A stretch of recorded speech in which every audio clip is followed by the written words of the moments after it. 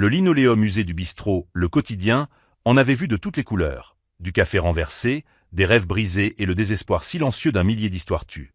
Pour Amélie Dubois, 23 ans, c'était la scène de son existence précaire et implacable.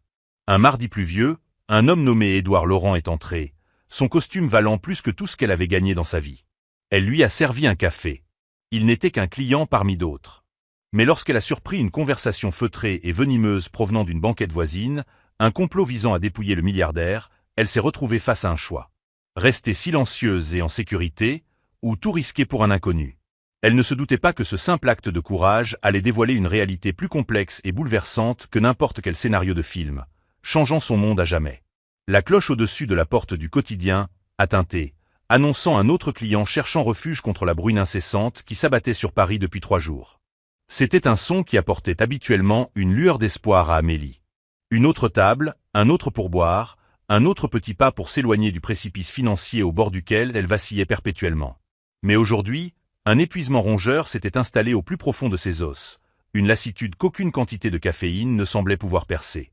À 23 ans, Amélie se sentait plus proche de 40. La vie n'avait pas seulement été dure. Elle avait été une série implacable de coups bas. Les factures médicales croissantes de sa mère étaient un poids constant et suffocant. Les chiffres sur les avis de retard se fondaient en un seul monolithe terrifiant de dettes. Ses propres rêves de devenir graphiste étaient enfermés dans un portfolio poussiéreux sous son lit, un rappel douloureux d'une vie qu'elle n'avait pas les moyens de vivre. Au lieu de cela, ses journées étaient un enchaînement de cafés tièdes, de tables collantes et du sourire mielleux forcé qu'elle avait perfectionné pour chaque client, quelle que soit son humeur. Son uniforme, une robe rose délavée avec un petit tablier blanc, lui semblait être une seconde peau, une peau qu'elle aspirait à perdre. Le bistrot lui-même était une relique d'une époque révolue, avec ses banquettes en vinyle rouge craquelé, une enseigne au néon qui clignotait plus qu'elle ne brillait, et l'odeur persistante de graisse et de café rassis qui s'accrochait à tout. C'était un lieu pour les oubliés, les pressés et les solitaires. Aujourd'hui, la solitude semblait être le plat du jour. Quelques silhouettes solitaires parsemaient les banquettes. Un routier sirotant une tasse de café noir, un étudiant avec des écouteurs, perdu dans un manuel, et une femme en tailleur tapant furieusement sur son ordinateur portable. Amélie se déplaçait entre eux avec une grâce exercée, presque robotique, son esprit un tourbillon de calcul. Combien il lui fallait pour le renouvellement de l'ordonnance de sa mère, si elle pouvait se permettre de réparer le bruit de cliquetis de sa vieille Renault Clio, si le propriétaire, M. Martin, accepterait à nouveau un paiement partiel du loyer. C'est au milieu de ce balai mental d'anxiété que la cloche a de nouveau tinté. L'homme qui est entré était différent. Il n'avait pas sa place au quotidien.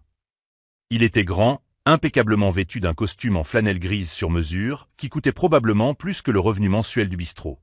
Ses cheveux argentés étaient parfaitement coiffés, et son visage, bien que gravé des lignes de l'âge et de l'expérience, dégageait une présence imposante. Il portait une mallette en cuir usé et une aura d'autorité tranquille qui semblait figer l'air même du bistrot. Il a choisi une banquette près de la fenêtre, s'installant avec un soupir qui semblait porter le poids du monde. Amélie a attrapé un menu et un verre d'eau, affichant son sourire de service client. Amélie, d'une voix un peu plus enjouée qu'elle ne se sentait, « Bienvenue au quotidien. Je peux vous servir quelque chose à boire pour commencer ?» L'homme a levé les yeux et, pendant un instant, Amélie a ressenti une secousse. Ses yeux, d'un bleu étonnamment clair, semblaient voir à travers sa façade soigneusement construite. Ils contenaient une profonde sagesse mélancolique, un soupçon d'un passé rempli à la fois de triomphe et de regret. « Édouard, d'une voix grave et résonnante, juste un café noir, s'il vous plaît. » Il a jeté un coup d'œil au menu. Un léger sourire, presque imperceptible, a effleuré ses lèvres. « Édouard, et une part de votre tarte tatin. Si elle est à moitié aussi bonne que l'odeur qui règne ici, je vais me régaler. » Amélie a hoché la tête, griffonnant sur son carnet. Amélie, la meilleure de Paris. La réplique familière a roulé sur sa langue avec une aisance pratiquée. Amélie, je vous apporte votre café tout de suite. En se détournant, elle ne pouvait se défaire du sentiment d'avoir été vue. Vraiment vue, pour la première fois depuis longtemps. C'était une sensation troublante, qui l'intriguait et la déconcertait à la fois. Elle est revenue avec une tasse de café fumante et une généreuse part de tarte. L'homme, dont elle connaissait maintenant le nom gravé sur sa mallette, Édouard Laurent, la remercie avec une chaleur sincère qui contrastait vivement avec la nature transactionnelle de la plupart de ses interactions. Alors que l'après-midi s'écoulait, le bistrot est resté calme. Monsieur Laurent sirotait son café, regardant la rue striée de pluie, perdu dans ses pensées. Amélie a surpris ses yeux se poser sur lui plus d'une fois. Il y avait une histoire là. Elle le savait, Une histoire bien plus complexe que le simple récit d'un homme riche s'arrêtant pour une part de tarte. C'est lors d'un de ces regards volés que deux hommes sont entrés dans le bistrot. Ils contrastaient vivement avec la digne quiétude de Monsieur Laurent. Vêtu de costume tapax en grave-l'œil et mal coupé, il dégageait une odeur d'eau de Cologne bon marché et une confiance prédatrice. Ils se sont glissés dans la banquette juste derrière Monsieur Laurent, leur voix n'étant qu'un murmure conspirateur. Amélie, occupée à essuyer le comptoir, a essayé de les ignorer, mais un nom prononcé avec un sifflement venimeux a percé le calme du bistrot. Laurent. Sa main s'est immobilisée. Son cœur a commencé à battre un peu plus vite. Elle s'est subtilement rapprochée, feignant d'être absorbée par le nettoyage de la machine à café, ses oreilles tendues pour capter leurs mots. L'un des hommes, une silhouette robuste au cou épais et à la voix rauque, s'est vanté. Marc, c'est une proie facile. Le vieux liquide ses actifs depuis des mois, il met tout dans sa nouvelle fondation caritative. Un vrai cœur saignant et une cible parfaite. Le second homme, plus mince et plus fourbe, a ajouté avec un rire narquois. Elle a accent aigu. Il est émotionnellement vulnérable. Sa femme, Éléonore, est décédée l'année dernière. Il cherche un moyen d'honorer sa mémoire. Notre Fondation Éléonore Laurent pour les artistes en herbe est exactement ce qu'il faut. Amélie a senti un frisson lui parcourir l'échine. La Fondation Éléonore Laurent pour les artistes en herbe. Cela sonnait si noble, si plausible. Mais la façon dont ils parlaient, l'éclat prédateur dans leurs yeux, racontait une autre histoire. C'était une arnaque cruelle et calculée, conçue pour exploiter l'amour d'un homme en deuil pour sa défunte femme. Les hommes ont poursuivi leur conversation feutrée, exposant leurs plans avec une précision glaçante. Ils avaient falsifié des documents, créé un site web convaincant et même engagé une actrice pour jouer le rôle d'une artiste en difficulté qui aurait été sauvée par leur fondation inexistante. Ils prévoyaient d'approcher Monsieur Laurent avec leurs propositions plus tard dans la semaine, confiant que son chagrin l'aveuglerait sur leur supercherie. L'esprit d'Amélie s'est emballé. Que devait-elle faire? Son premier instinct fut de ne rien dire. S'impliquer était risqué. Ces hommes avaient l'air dangereux. Et s'ils la voyaient écouter? Et s'ils la suivaient chez elle? Elle devait penser à sa mère. Elle ne pouvait pas se permettre d'avoir des ennuis. Mais ensuite, elle a jeté un coup d'œil à Monsieur Laurent. Il regardait toujours par la fenêtre, une expression de profonde tristesse sur son visage. Elle a pensé à sa défunte femme, Éléonore, et à l'ironie cruelle que son nom soit utilisé d'une manière aussi méprisable. Elle a pensé à sa propre mère et au désespoir qui accompagnait la vulnérabilité financière. Et à cet instant, quelque chose en elle a basculé. C'était une rébellion silencieuse, un refus de rester les bras croisés et de regarder quelqu'un se faire abuser. C'était le même instinct qui l'a poussé à donner ses pourboires restants aux sans-abri qui dormaient dans la ruelle derrière le bistrot, la même empathie qui la faisait écouter les divagations solitaires de ses clients âgés. Elle savait ce qu'elle devait faire. Son cœur battait la chamade contre ses côtes alors qu'elle se dirigeait vers la table de Monsieur Laurent. Ses mains tremblaient si fort qu'elle a dû les serrer en poing pour les maintenir stables. Amélie, d'une voix qui n'était qu'un murmure, « Monsieur Laurent ». Il a levé les yeux, ses yeux bleus enregistrant sa peur. « Édouard, tout va bien, ma chère ?» Elle a pris une profonde inspiration, son regard se posant nerveusement sur les deux hommes dans la banquette derrière lui. Amélie, sa voix un peu plus forte maintenant. « Monsieur, il faut que je vous parle. » Dehors. Le front d'Édouard Laurent se plissa, un mélange de confusion et d'inquiétude. Il étudia la jeune serveuse, Amélie, notant la peur sincère gravée sur son visage, la façon dont ses articulations étaient blanches à force de serrer les poings. Il était un homme d'affaires depuis plus de 50 ans, un prédateur dans un monde de requins, et il reconnaissait une demoiselle en détresse authentique quand il en voyait une. Il reconnaissait aussi un escroc. Les lignes étaient souvent floues. Édouard, sa voix calme et mesurée. Dehors? Y a-t-il un problème? Les yeux d'Amélie se tournèrent nerveusement vers les deux hommes dans la banquette derrière lui. Amélie, chuchotant, sa voix tremblante. « S'il vous plaît, monsieur. C'est important. Je ne peux pas le dire ici. » Le regard de Laurent suivit le sien, et il aperçut fugitivement les deux hommes qui évitaient maintenant ostensiblement de regarder dans leur direction. Une lueur de compréhension, ou peut-être juste d'intrigue, traversa son visage. Il se leva lentement de son siège, plaçant un billet de 20 € sur la table pour son addition de 5 €. « Édouard, montrez-moi le chemin. » Amélie le conduisit hors du bistrot, l'air frais et humide étant un choc bienvenu pour sa peau échauffée. La pluie s'était calmée en une fine brume, et les lumières de la ville commençaient à se brouiller dans le crépuscule. Il se tenait sous l'enseigne aux néons clignotante du bistrot, le quotidien, témoin silencieux du drame qui se déroulait. « Édouard, son ton un peu plus sérieux maintenant. Alors, jeune femme, de quoi s'agit-il ? Amélie prit une profonde inspiration tremblante, les mots sortant de sa bouche dans une course effrénée. « Amélie, ces hommes dans la banquette derrière vous, je les ai entendus parler. Ils prévoient de vous escroquer, monsieur Laurent. Ils savent pour votre femme, Éléonore. Ils créent une fausse fondation en son nom. La fondation Éléonore Laurent pour les artistes en herbe. Ils ont de faux documents, un site web. Ils vont vous approcher cette semaine. » Elle relaya tout ce qu'elle avait entendu, sa voix remplie d'une urgence désespérée. Pendant qu'elle parlait, elle observait le visage de Laurent, cherchant une réaction, mais son expression restait indéchiffrable, un masque de calme neutralité. Quand elle eut terminé, un lourd silence plana dans l'air entre eux, rompu seulement par le hurlement lointain d'une sirène. Laurent resta silencieux un long moment, son regard fixé sur la rue détrempée par la pluie. Le cœur d'Amélie se serra. Avait-elle fait une erreur? Pensait-il qu'elle était folle? Ou pire, qu'elle faisait partie de l'arnaque elle-même?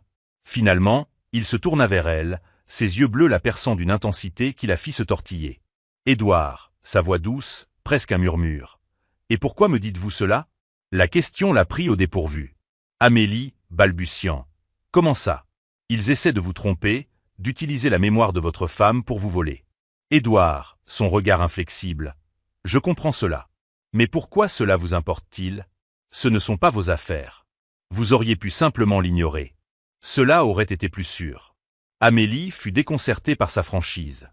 Elle pensa à sa mère, à ses dettes, à la précarité de sa propre vie. Il avait raison. Il aurait été plus sûr de se taire. Mais en regardant cet homme, un étranger qui lui avait montré une petite gentillesse, elle savait qu'elle n'aurait pas pu vivre avec elle-même si elle l'avait fait. Amélie, sa voix à peine audible, « Je ne sais pas. C'est juste, ce n'était pas juste ce qu'il prévoyait de faire. C'était cruel. Et vous aviez l'air si triste, assis là tout seul. Je ne pouvais pas laisser faire ça. » Une lueur de quelque chose, surprise, admiration, traversa le visage de Laurent. Il fouilla dans sa poche et en sortit une élégante carte de visite noire. « Édouard, mon numéro de portable personnel est dessus. Il se peut que j'aie besoin de vous reparler. Serez-vous là demain ?» Amélie hocha la tête, encore un peu étourdie. « Amélie, oui, monsieur. Mon service habituel, de midi à 20h. » Édouard, bien. Il fit alors quelque chose qui la surprit encore plus. Il tendit la main et posa doucement une main sur son épaule. « Édouard », sa voix empreinte d'une sincérité qui lui fit parcourir un frisson. « Merci, Amélie.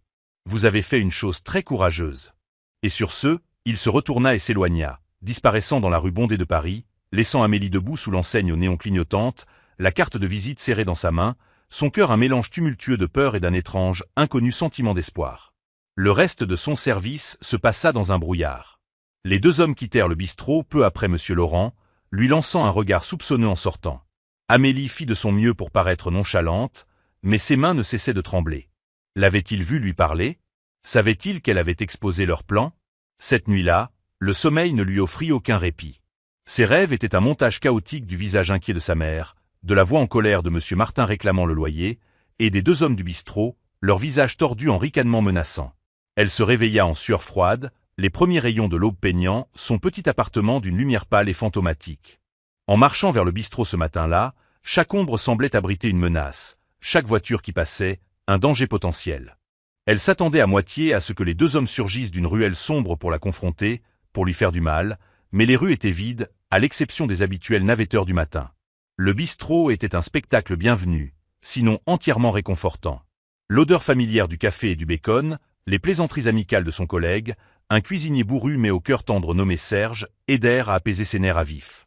Serge, lui glissant une assiette d'œufs brouillés sur le comptoir, « On dirait que t'as vu un fantôme. Tout va bien, gamine ?»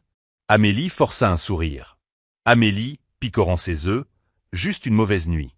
Elle voulait se confier à Serge, tout lui raconter, mais elle ne pouvait pas risquer de le mettre en danger lui. Aussi. C'était son fardeau à porter seul. La journée s'éternisa, chaque tintement de la cloche au-dessus de la porte lui envoyant une décharge d'anxiété. Chaque fois qu'un client entrait, elle se préparait, s'attendant à moitié à voir les deux hommes de la veille. Mais ils ne vinrent jamais. Alors que le rush de l'après-midi commençait à se calmer, une élégante limousine noire s'arrêta devant le bistrot. Sa présence était si déplacée dans leur humble quartier qu'elle attira les regards de tout le monde à l'intérieur. La porte arrière s'ouvrit et un homme en costume impeccable en sortit. Ce n'était pas monsieur Laurent. C'était son chauffeur. Il entra dans le bistrot, ses yeux balayant la pièce jusqu'à ce qu'il se pose sur Amélie. Il s'approcha d'elle, un petit sourire poli sur son visage. « Chauffeur, mademoiselle Amélie Dubois ?» Amélie hocha la tête, son cœur battant à tout rompre. « Chauffeur, monsieur Laurent aimerait vous voir. Il vous attend dans la voiture. » Une vague de nausée submergea Amélie. Ça y est, quelque chose avait mal tourné. Peut-être que monsieur Laurent avait confronté les hommes et qu'il s'en prenait maintenant à elle. Ou peut-être qu'il avait décidé qu'elle faisait partie de l'arnaque après tout et qu'il la faisait arrêter. Son esprit, un terrain fertile pour les pires scénarios, a conjuré une douzaine de possibilités terrifiantes. Amélie, balbutiant, sa voix à peine un murmure. « Est-ce que tout va bien ?» Le sourire poli du chauffeur ne vacilla pas. « Chauffeur, tout est parfaitement en ordre, mademoiselle. Monsieur Laurent souhaite simplement vous exprimer sa gratitude en personne. » Gratitude. Le mot flottait dans l'air, en contraste frappant avec la peur qui l'étreignait. Serge, qui avait observé l'échange avec un mélange de curiosité et d'inquiétude, lui fit un signe de tête rassurant. « Serge, vas-y, gamine. Je te couvre. » Avec une profonde inspiration tremblante, Amélie dénoua son tablier et suivit le chauffeur hors du bistrot. La limousine était encore plus opulente de près, son extérieur noir poli reflétant le ciel gris de Paris. Le chauffeur lui tint la porte, et elle se glissa dans l'intérieur en cuir moelleux, se sentant complètement déplacée dans son uniforme rose délavé. Monsieur Laurent était assis en face d'elle, regardant par la fenêtre. Il se tourna lorsqu'elle entra, un sourire chaleureux ornant ses lèvres. « Édouard », sa voix un grondement réconfortant. « Amélie. Merci d'être venue. » Amélie, sa voix tremblant encore légèrement. « Monsieur Laurent, j'étais si inquiète. » Il gloussa doucement. « Édouard, vous n'avez rien à craindre, ma chère. En fait, vous avez de quoi être très fière. » Il attrapa sa mallette en cuir, qui reposait sur le siège à côté de lui. Il l'ouvrit et en sortit une épaisse enveloppe blanche. « Édouard, je crois que ceci vous appartient. » Il la lui tendit. Amélie prit l'enveloppe, ses doigts traçant l'élégant logo en relief d'une prestigieuse banque privée.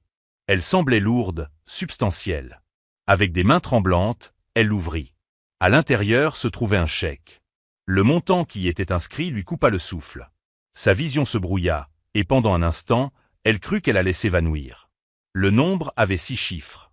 C'était plus d'argent qu'elle n'en avait jamais vu de sa vie, plus qu'elle n'aurait jamais pu rêver d'en gagner. Amélie, balbutiant, sa voix étranglée par l'émotion. « Je ne peux pas accepter ça. C'est trop. Édouard, gentiment. Absolument pas. C'est un petit prix à payer pour ce que vous avez fait pour moi. » Amélie, protestant, les larmes montant à ses yeux. « Mais je n'ai rien fait. Je vous ai juste dit ce que j'avais entendu. » Édouard, sa voix devenant sérieuse. « Vous avez fait plus que cela, Amélie. Vous avez pris un risque. Vous vous êtes mise en danger potentiel pour aider un étranger. Dans mon monde, ce genre d'intégrité est une denrée rare et précieuse. Elle vaut bien plus que ce qui est écrit sur ce chèque. » Il se pencha en avant, ses yeux bleus plongeant dans les siens. « Édouard, je veux vous raconter une histoire, Amélie. Les hommes que vous avez entendus dans le bistrot. Ils ne prévoyaient pas seulement de m'escroquer. Ils étaient un test. » Amélie le dévisagea, complètement déconcertée. « Amélie, un test ?» Il hocha la tête. « Édouard, depuis quelques mois, je cherche quelqu'un pour diriger ma nouvelle fondation caritative. Pas la fausse que ces hommes colportaient, mais la vraie fondation Éléonore Laurent. C'est une entreprise de plusieurs milliards d'euros dédiée au soutien des artistes et musiciens défavorisés, une cause qui tenait très à cœur à ma défunte femme. » Il marqua une pause, une ombre de chagrin traversant son visage. « Édouard, Éléonore était la personne la plus compatissante que j'ai jamais connue. Elle avait une capacité étonnante à voir le bien chez les gens, à regarder au-delà de leurs défauts et à voir leur vrai caractère. Après son décès, je me suis senti perdu. Je savais que je voulais honorer sa mémoire avec cette fondation. Mais je ne trouvais personne en qui j'avais confiance pour la diriger. J'avais besoin de quelqu'un qui n'ait pas seulement le sens des affaires, mais aussi un sens profond et inébranlable de l'empathie et de l'intégrité, quelqu'un comme Éléonore. » Il soupira, un son rempli d'une tristesse lasse. « Édouard, alors, mes conseillers et moi avons conçu une série de tests non conventionnels. Nous avons mis en scène des scénarios, comme celui dont vous avez été témoin, pour voir comment les gens réagiraient. Nous faisons cela depuis des mois, dans différentes villes, dans différents contextes. Nous avons rencontré la cupidité, l'apathie, et beaucoup de gens qui étaient plus qu'heureux de détourner le regard. Vous, Amélie, vous avez été la première personne à réussir le test. » Amélie était sans voix. Les événements des dernières 24 heures tourbillonnaient dans son esprit, se reformant en une nouvelle réalité incroyable. L'arnaque, les hommes, sa peur, tout cela n'était qu'une mascarade élaborée. Amélie, balbutiant, mais les hommes, ils semblaient si réels. Édouard, avec un sourire ironique, ce sont des acteurs. Très convaincants, je dois l'admettre. Ils recevront une belle prime pour leur performance. Des larmes coulaient maintenant librement sur le visage d'Amélie, un mélange de soulagement, de choc et de gratitude écrasante. Amélie, chuchotant. Je ne sais pas quoi dire. Édouard, sa voix épaisse d'émotion. Vous n'avez rien à dire. Il se pencha dans le petit espace entre eux et, à sa grande surprise, la prit dans une étreinte chaleureuse et paternelle. Amélie, qui n'avait pas été étreinte de la sorte depuis le décès de son propre père quand elle était enfant, s'effondra en sanglots, s'accrochant à lui comme à une bouée de sauvetage. Elle pleura pour sa mère, pour ses rêves perdus, pour le poids écrasant de sa pauvreté. Et pour la première fois depuis très longtemps, elle pleura des larmes d'espoir. Ils restèrent assis là un long moment, le milliardaire et la serveuse. Deux étrangers réunis par un acte de gentillesse, leur vie à jamais entrelacée. Quand elle se dégagea enfin, essuyant ses larmes avec le dos de sa main, Monsieur Laurent lui souriait, ses yeux brillant d'une chaleur qui atteignit le plus profond de son âme. Édouard, le chèque n'est qu'un remerciement, Amélie. Un moyen de subvenir à vos besoins immédiats, les factures médicales de votre mère, vos dettes. Considérez-les comme réglées. Mais j'ai une autre offre pour vous, une offre plus permanente. Il se pencha à nouveau en avant, son expression sérieuse. Édouard, je veux que vous veniez travailler pour moi, Amélie. Je veux que vous m'aidiez à diriger la fondation Éléonore Laurent. Je peux vous apprendre le côté commercial des choses, mais je ne peux pas vous apprendre à avoir un bon cœur. Vous l'avez déjà. C'est la qualification la plus importante pour ce poste. L'esprit d'Amélie vacilla. C'était une offre au-delà de ses rêves les plus fous, une chance non seulement d'échapper à sa propre situation, mais aussi de faire une réelle différence dans le monde. Mais une parcelle de doute, une voix d'insécurité, chuchota au fond de son esprit. Amélie, mais je n'ai aucune expérience. Je ne suis qu'une serveuse. Édouard, fermement, vous n'êtes pas juste quoi que ce soit, Amélie. Vous êtes une femme de courage et de compassion, et c'est exactement ce dont le monde a besoin. Qu'en dites-vous? Amélie baissa les yeux sur le chèque dans sa main, puis releva les yeux vers le visage aimable et expectant de l'homme qui lui offrait une nouvelle vie, et pour la première fois, elle s'autorisa à croire qu'elle le méritait. Amélie, sa voix claire et forte. Oui. Oui, monsieur Laurent, je serais honoré. Un large sourire sincère se répandit sur son visage, un sourire qui semblait effacer des années de chagrin et de solitude. Édouard, ses yeux pétillants. S'il vous plaît. Appelez-moi Édouard. Le trajet en limousine pour retourner au quotidien fut une expérience surréaliste pour Amélie. Le monde derrière les vitres teintées semblait à la fois familier et étranger, une ville qu'elle avait connue toute sa vie soudainement imprégnée d'une nouvelle énergie vibrante. Le poids du chèque dans son sac à main était un rappel constant et tangible du tournant incroyable que sa vie venait de prendre. Mais c'était l'offre d'un nouvel emploi, d'un nouveau but, qui faisait vraiment tourner son esprit. Elle retourna au bistrot dans un état second, la cloche au-dessus de la porte sonnant, son retour à une vie qui semblait déjà un lointain souvenir. Serge se précipita vers elle, son visage un masque d'inquiétude. Serge, gamine, ça va? Qu'est-ce qu'il voulait? Amélie, luttant encore pour tout assimiler, ne put offrir qu'un faible sourire larmoyant. Amélie, sa voix étranglée par l'émotion. Tout va bien, Serge. Tout va plus que bien. Elle ne pouvait se résoudre à lui raconter toute l'histoire. Pas encore. C'était trop fantastique, trop incroyable. Elle avait besoin de temps pour que tout cela s'intègre. Cette nuit-là, pour la première fois depuis des années, Amélie dormit profondément, ses rêves remplis non pas d'anxiété et de peur, mais d'un sentiment de possibilité infinie. Le lendemain matin, elle se rendit à la banque, le chèque serré dans sa main comme un billet de loterie gagnant. Les yeux du caissier s'écarquillèrent d'incrédulité lorsqu'elle déposa la somme à 6 chiffres sur son maigre compte. En sortant de la banque, elle ressentit une légèreté qu'elle n'avait pas connue depuis son enfance. Le fardeau écrasant des dettes médicales de sa mère fut levé de ses épaules. Son premier acte en tant que femme de moyens fut de payer toutes les factures médicales impayées de sa mère. Le soulagement dans la voix de sa mère lorsqu'elle lui annonça la nouvelle fut une récompense bien plus grande que n'importe quelle somme d'argent. Ensuite, elle fit un chèque à son propriétaire, Monsieur Martin, couvrant non seulement son loyer en retard, mais aussi les 6 mois suivants. Le regard perplexe sur son visage fut une petite victoire satisfaisante. Quelques jours plus tard, elle rencontra Édouard dans les bureaux élégants et modernes de la Fondation Laurent, situés dans un gratte-ciel étincelant surplombant le jardin du Luxembourg. Le contraste entre ce monde de verre et d'acier poli et le bistrot graisseux qu'elle venait de quitter était stupéfiant. Édouard, fidèle à sa parole, commença à la former, lui expliquant patiemment les subtilités de la philanthropie, de la finance et de la gestion d'organismes à but non lucratif. Il la présenta à son équipe de conseillers, un groupe de professionnels vifs et expérimentés qui, à sa surprise, la traitèrent avec respect et gentillesse. Ils virent en elle ce qu'Édouard avait vu, non pas une serveuse naïve, mais une femme dotée d'une solide boussole morale et d'un désir sincère de faire le bien. Au fil des semaines qui se transformèrent en mois, Amélie s'épanouit dans son nouveau rôle. Elle se révéla être une élève rapide, son empathie naturelle lui donnant un aperçu unique des besoins des artistes et des musiciens que la Fondation cherchait à soutenir. Elle passait ses journées à examiner les demandes de subventions, à visiter les centres d'art communautaires et à rencontrer de jeunes talents en herbe dont la passion et la créativité l'inspiraient. Pour la première fois de sa vie, elle avait l'impression de faire une réelle différence. Mais au milieu de l'excitation de sa nouvelle vie, une question persistait au fond de son esprit. Pourquoi elle? Elle était reconnaissante pour l'opportunité, mais elle ne pouvait se défaire du sentiment qu'il y avait plus dans l'histoire d'Édouard, une raison plus profonde à son extraordinaire générosité. La réponse vint un après-midi pluvieux, tout comme le jour où ils s'étaient rencontrés pour la première fois. Ils étaient dans le bureau d'Édouard, une pièce spacieuse et élégamment décorée, remplie d'art et de livres. Édouard était inhabituellement silencieux ce jour-là, son regard lointain, son humeur sombre. Amélie, doucement, son inquiétude pour lui sincère. « Est-ce que ça va, Édouard ?»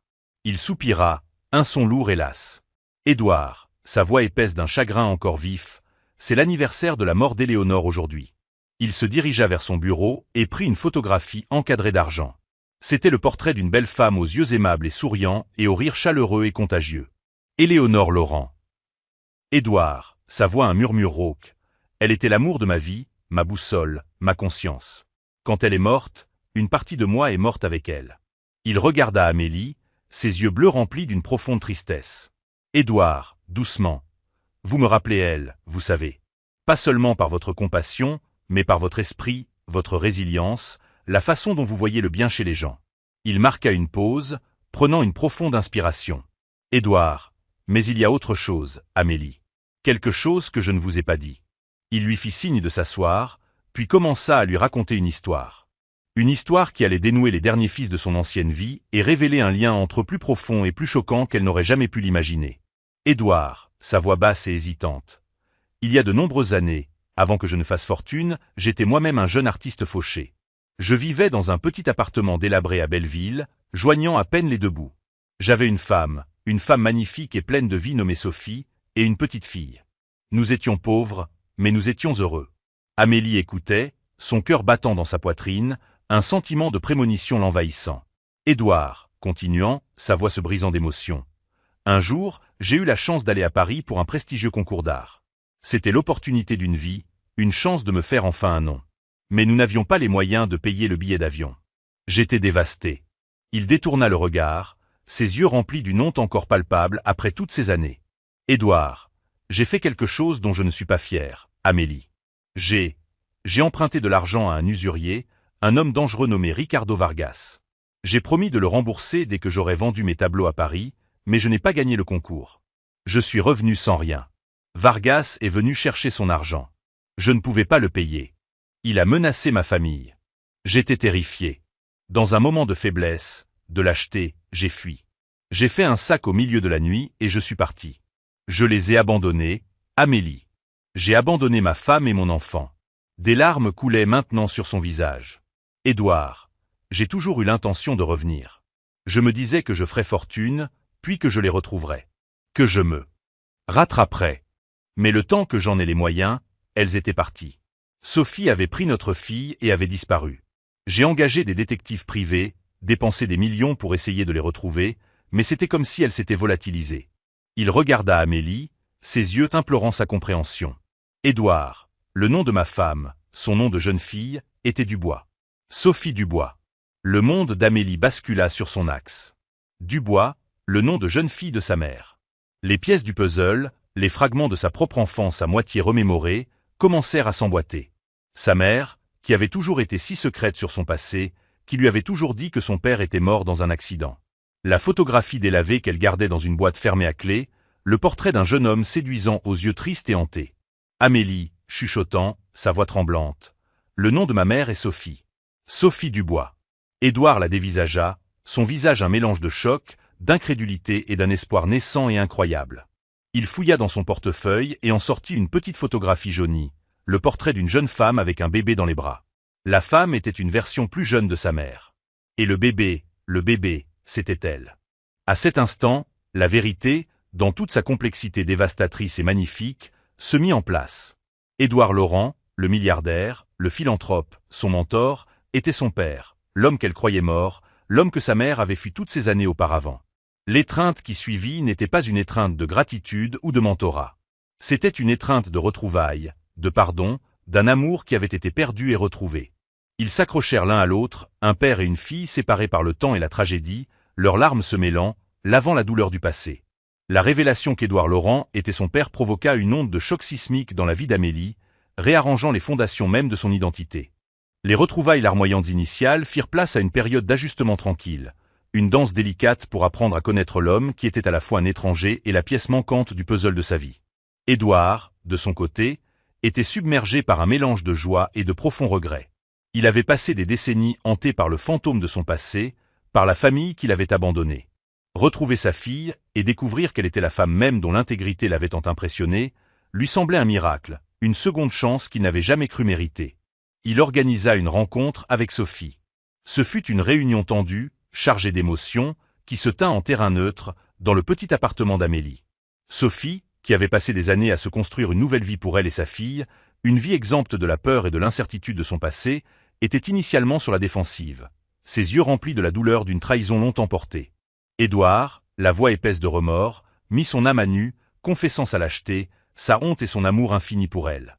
Il lui parla de ses années de recherche, des innombrables impasses, du vide rongeur qu'il avait suivi, même alors qu'il amassait sa fortune.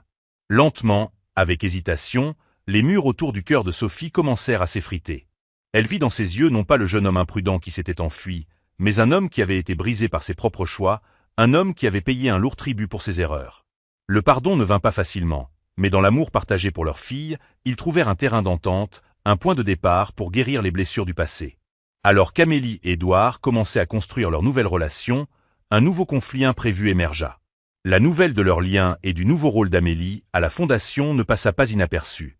Le monde de la philanthropie à enjeux élevés était un monde compétitif, souvent impitoyable, et certains voyaient l'ascension soudaine d'Amélie avec suspicion et envie.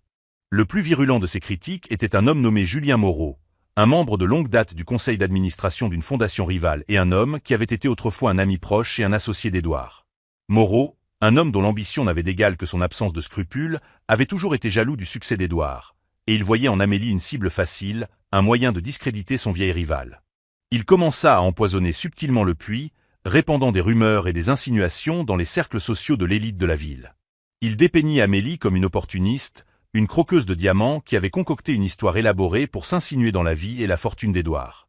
Il remit en question ses qualifications, son passé, son intégrité même. Les chuchotements s'intensifièrent, alimentés par l'appétit insatiable de la ville pour les ragots et les scandales. Les journaux à sensation commencèrent à publier des articles au titre racoleur. Une serveuse prétend qu'un milliardaire est son père perdu de vue, l'arnaque de Cendrillon, l'héritière de Laurent est-elle une fraude. Amélie, qui commençait à peine à ressentir un sentiment d'appartenance dans son nouveau monde, fut dévastée. Les accusations étaient un écho cruel de ses anciennes insécurités, un rappel de la vie de pauvreté et de lutte à laquelle elle venait d'échapper.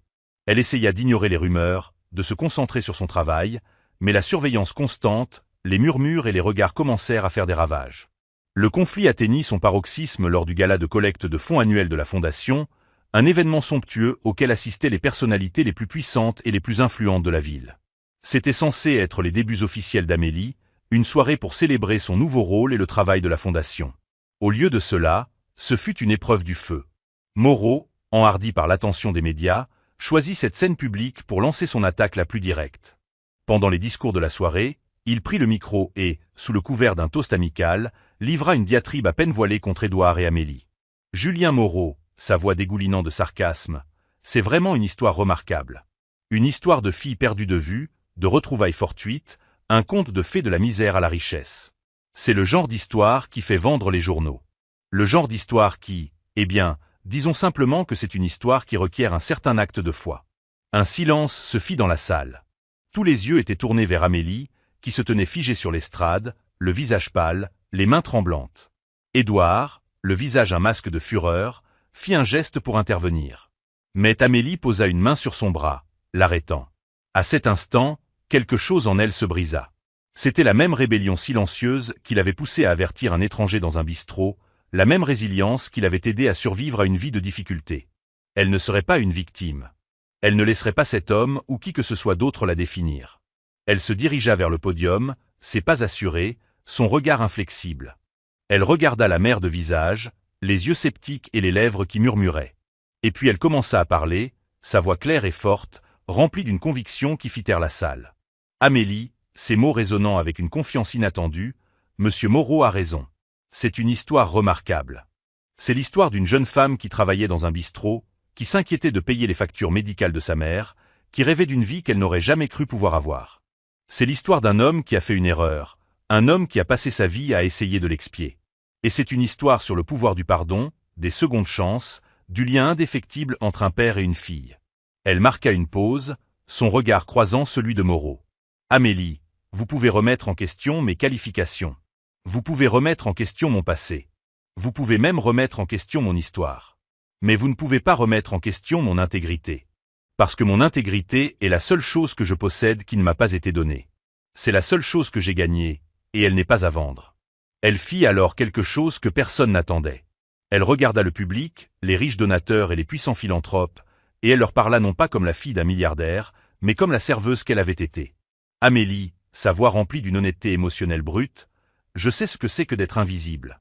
D'être ignoré, d'être jugé, d'être rejeté. Il y a des millions de personnes comme j'étais. Des gens avec des rêves et des talents étant à offrir au monde. Si seulement quelqu'un leur donnait une chance. C'est ça, la Fondation Éléonore Laurent. C'est donner une chance aux gens. C'est voir le potentiel d'un artiste en difficulté, d'un jeune musicien, d'une serveuse dans un bistrot. Ces mots restèrent en suspens, un puissant témoignage de son parcours, de son caractère. Des applaudissements spontanés éclatèrent dans la salle, une vague de soutien qui noya les murmures et les doutes.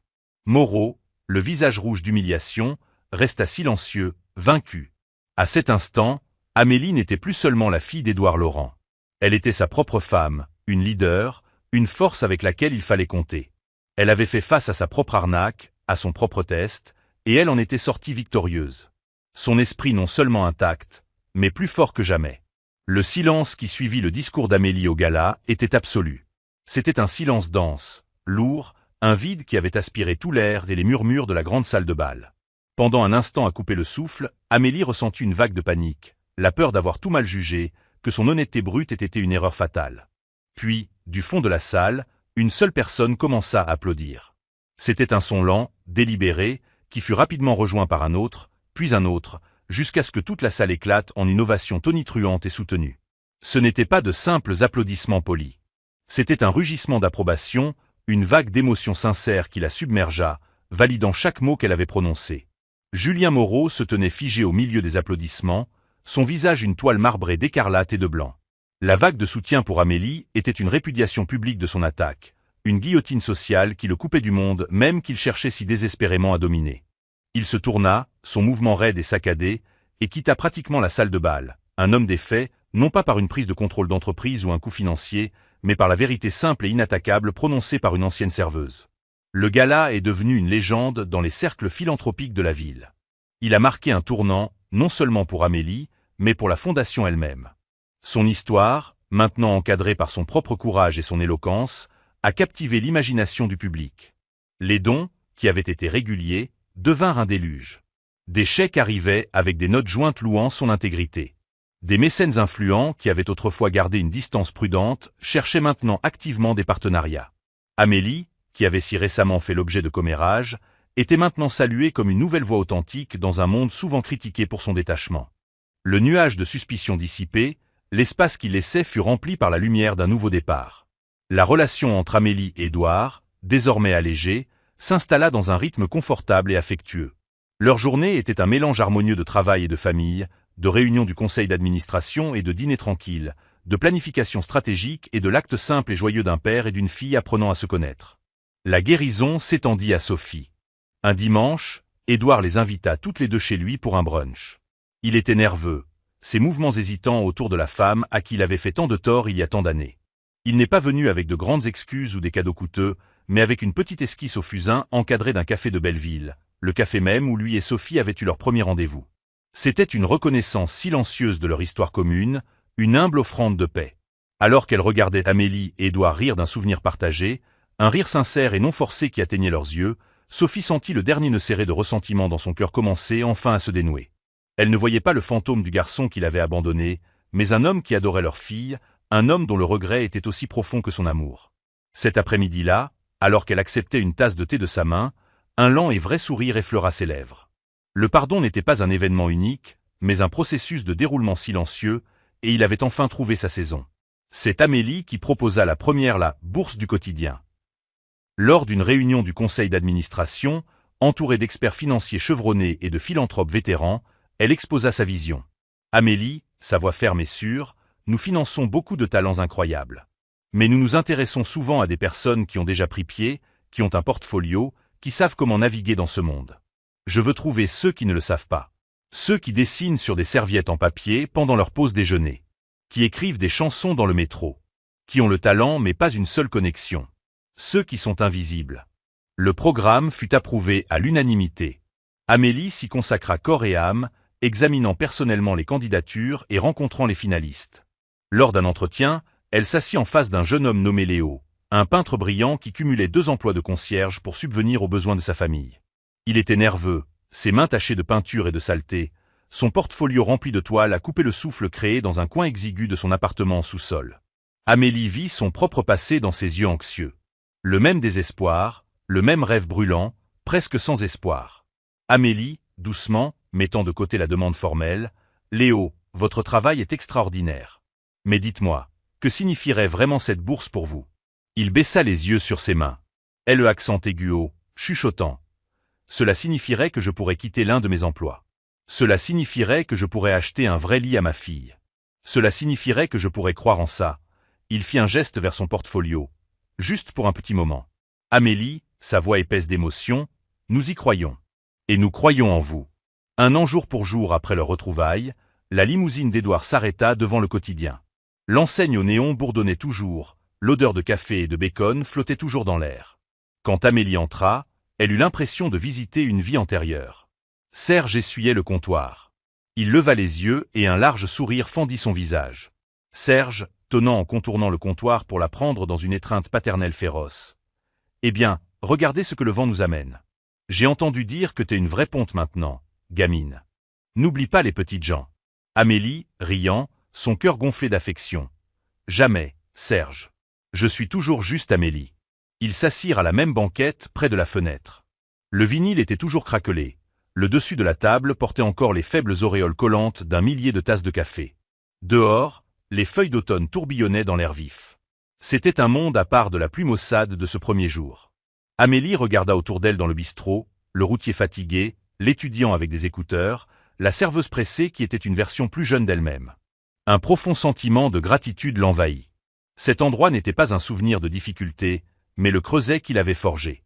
Amélie, doucement, se tournant vers Édouard, « Je dois tout à cet endroit. Je te le dois à toi. » Édouard tendit la main sur la table, sa main couvrant la sienne. Son contact était chaud et ferme, une encre dans les courants tourbillonnants de sa vie. « Édouard, » sa voix profonde d'une émotion qui transcendait la gratitude, « c'est moi qui te suis redevable, Amélie. Tu ne m'as pas seulement sauvé d'une arnaque. Tu m'as sauvé d'une vie de regrets solitaires. Tu m'as rendu mon passé, et tu m'as donné un avenir que je n'aurais jamais cru mériter. » Il regarda par la fenêtre, un sourire doux et réfléchi sur son visage. « Édouard, » sa voix presque un murmure, « Éléonore t'aurait adoré. Elle a toujours cru que le plus grand art, la plus grande beauté, venait des endroits les plus inattendus. Que la compassion est la monnaie la plus précieuse sur terre. Elle avait raison. » Ils restèrent assis dans le bourdonnement tranquille du bistrot, un père et une fille, un milliardaire et une ancienne serveuse. Leur histoire, un témoignage silencieux de la nature incroyable et imprévisible de la vie. C'était un drame rempli de rebondissements, mais son acte final était un acte de paix. C'était une histoire d'espoir, de rédemption, et du pouvoir durable et transformateur d'un seul acte désintéressé de gentillesse dans un bistrot modeste un après-midi pluvieux. Ainsi, un simple acte d'avertissement dans un humble bistrot n'a pas seulement sauvé un milliardaire d'une arnaque. Il a réécrit les destins d'un père et d'une fille, prouvant que les liens les plus profonds peuvent être trouvés dans les endroits les plus inattendus. L'histoire d'Amélie est un puissant rappel que l'intégrité est une monnaie plus précieuse que n'importe quel montant en euros. Et qu'un seul choix, un seul moment de courage, peut déclencher une chaîne d'événements qui mène à une vie au-delà de vos rêves les plus fous. C'est un témoignage de l'idée que chacun, quelles que soient ses circonstances, a le pouvoir de changer le monde, ne serait-ce que le monde d'une seule autre personne.